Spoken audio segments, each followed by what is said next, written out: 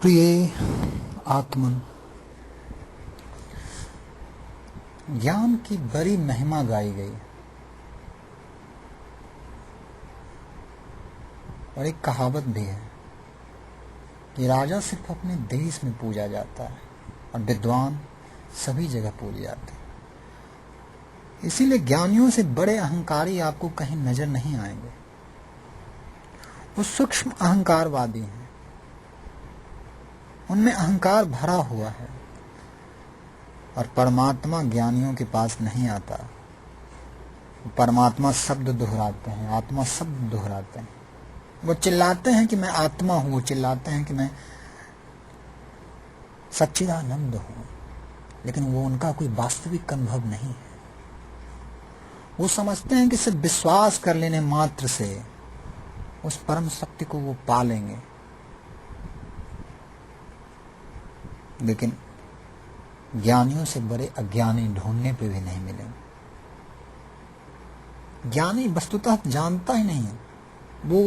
वो अंधा व्यक्ति है जिसने सूरज के बारे में काफी जानकारियां इकट्ठी कर ली हैं, लेकिन सूरज से कभी उसका आमना सामना नहीं हुआ। उसने स्वयं की आंखें नहीं खोली, उसने दूसरे संतों की आंखों से देखी हुई बातों को सुन लिया और सुन के उसे ये भ्रम पाल हो गया। वो जानता है, वो उस चीज को समझता है। उपनिषद का एक श्लोक है जिसमें कहा गया है कि जो परमात्मा को कहता है कि मैं जानता हूं, सही अर्थ में जानना कि वो नहीं जानता है, क्योंकि परमात्मा को जाना नहीं जा सकता। हर ज्ञान, हर नॉलेज लिमिटेड होता है, उसकी एक सीमा होती है। आप उसे मन में लाते हो, आप उसे बुद्धि में लाते हो, और हर सीमा, जिसकी कोई सीमा हो, जिसका कोई लिमिटेशंस हो, वो एक रिलेटिव नॉलेज है। वो चेंज होता है, उसमें परिवर्तन होते हैं। वो परमात्मा का ज्ञान नहीं हो सकता। परमात्मा को जाना नहीं जा सकता, परमात्मा को जिया जाता है।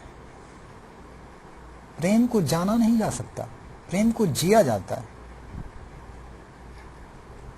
इसलिए ज्ञान से मुक्त हो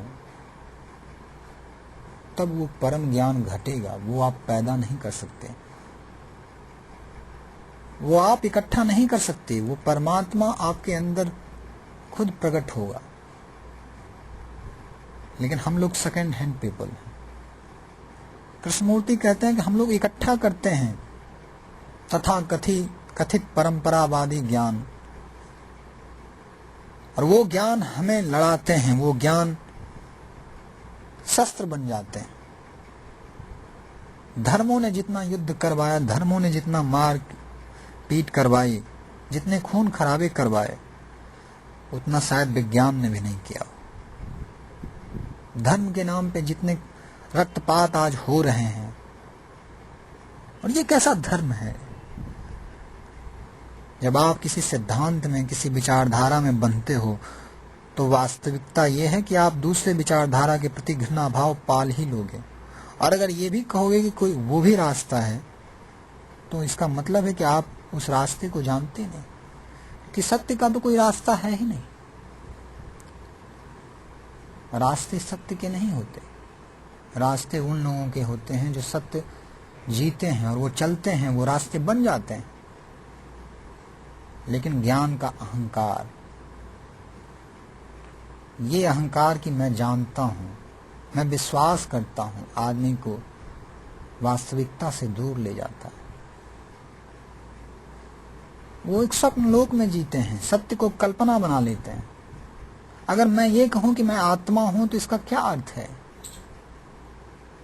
हर आदमी हंसेगा कि आत्मा, क्या आत्मा? क्योंकि कोई नहीं जानता, कोई उस तत्व को महसूस नहीं कर पाया है, ना आप महसूस कर पाए हैं। मैं ये कहूं कि मैं ट्यूबलाइट हूं, तो लोग हंसेंगे, लेकिन कम से कम समझेंगे तो कि हाँ, ट्यूबलाइट क्या होता है।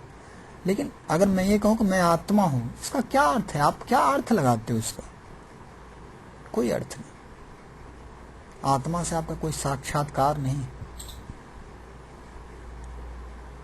आप ही तो वो बाधा हो। आप ये घोषणा कर ही नहीं सकते कि मैं ये हूं और मैं वो हूं।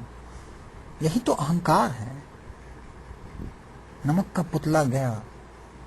ठाकुर कहते थे, रामकृष्ण परमहंस, ये नमक का पुतला गया समुद्र की गहराई मापने, और समुद्र की गहराई मापने गया और वो समुद्र में ही खो गया।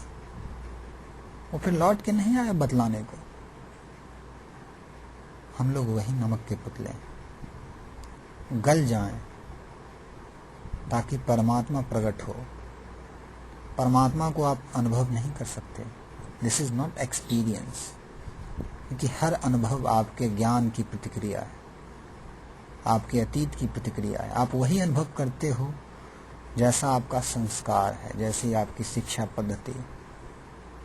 परमात्मा अनुभव नहीं है, गहरे अर्थ में वो बोध है, वो आपकी खिलावट है, आपके अस्तित्व का जागरण है। उसे ये नहीं कह सकते कि मैंने परमात्मा को अनुभव किया। नहीं, परमात्मा घटेगा और आप रहोगे ही नहीं वहां।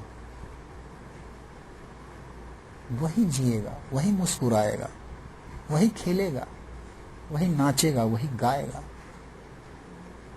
आप नहीं रहोगे। यही राज है।